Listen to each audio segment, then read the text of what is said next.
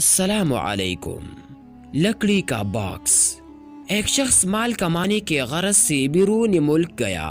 وہاں اس نے لکڑی کا ایک پرانا باکس خرید کر اسے تالا لگایا اور اپنی رہائش گاہ میں رکھ لیا، اور جو کچھ کماتا اپنی ضروریات کے لیے رقم الگ کرنے کے بعد بقیہ کمائی ایک سوراخ کے ذریعے باکس میں ڈال دیا کرتا۔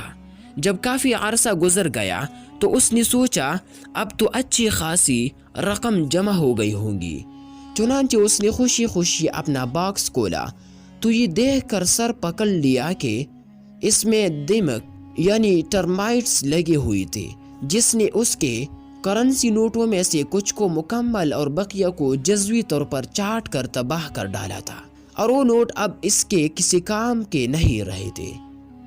اس فرضی حکایت سے ہمیں یہ درس ملا کہ کمانے کے بعد کمائی کو بچانا بھی ضروری ہے، اور اس کے لیے اسے ہر ایسی چیز سے دور رکھنا چاہیے جو اس کو ختم یا کم کر سکتی ہو۔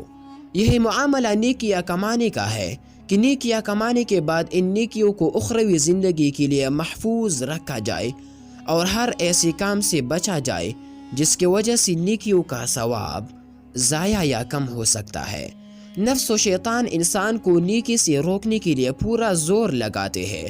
اگر انسان ان کے وار ناکام کر کے نیکی کرنے میں کامیاب ہو بھی جائے تو ان کی کوشش ہوتی ہے کہ انسان کی نیکی ذخیرہ آخرت میں جمع نہ ہونے پائے، اس لیے وہ انسان سے ایسی غلطی کروا دیتے ہیں جس کی وجہ سے نیکی کا ثواب بالکل ختم یا کم ہو جاتا ہے۔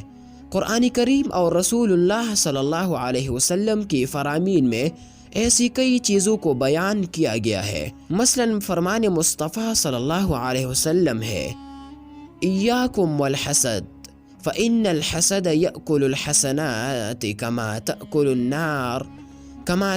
النار الحطب، یعنی حسد سے بچو، وہ نیکیوں کو اس طرح کھا جاتا ہے جیسے آگ خشک لکڑی کو۔